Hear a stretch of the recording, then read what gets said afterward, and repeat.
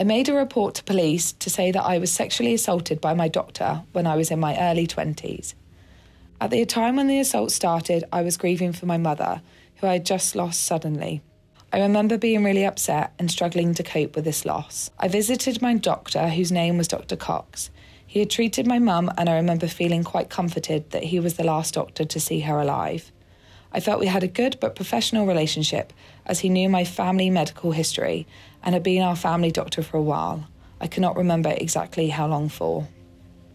Not long after my mum passed away, I started to experience similar symptoms to her, such as fainting and feeling sick. And Dr. Cox managed to get me very quickly referred to St Thomas's Hospital in London. This made me believe that he was there to look after me, as you would expect a doctor to. I felt that he was easy to talk to. He seemed to listen to me, and I didn't have anyone to talk to, really.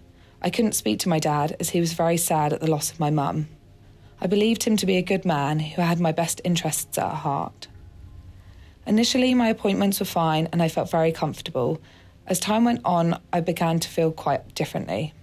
Dr. Cox started to make me feel on edge. He would wheel his chair to my chair and put his legs either side of mine and rub my legs.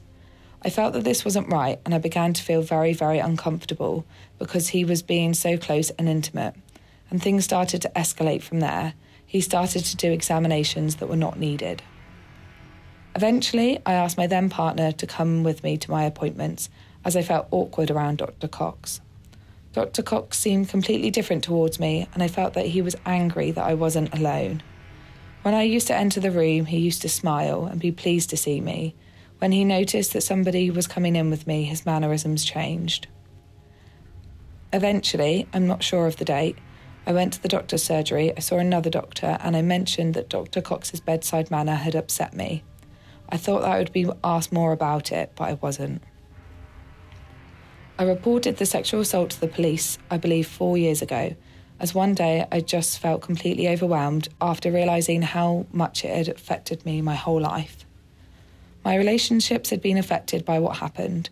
I don't like being close to anyone physically, and I don't feel I can trust men at all. I'm always looking for an ulterior motive in their behaviour towards me, and even though I've had relationships, there have always been issues around intimacy.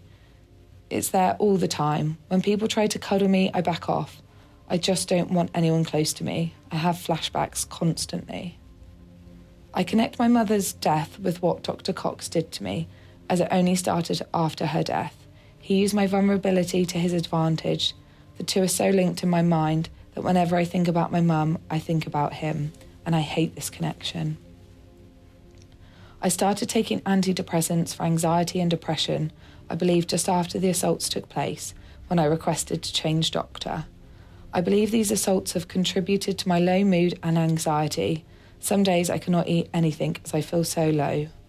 In the past, I've even turned to alcohol to help numb the pain that is present every day. I feel exhausted by the fear and sadness that this had generated in me, and I wish I could just forget everything. At the time, I was confused by the situation, as I was supposed to trust my own doctor, but I knew what he was doing wasn't right. For years, it has been going round and round in my head, as back then it wasn't the sort of thing you heard about, doctors assaulting their patients. I feel so angry about what happened, and I feel completely overwhelmed and often end up in tears. Not a day goes past without him popping into my head at least once. I find it hard to sleep, as every time I close my eyes, he is there again. I feel like Dr. Cox has completely ruined every aspect of my life, and I constantly feel alone. I've suffered in silence for nearly 30 years, and I feel like I finally have the strength to speak out.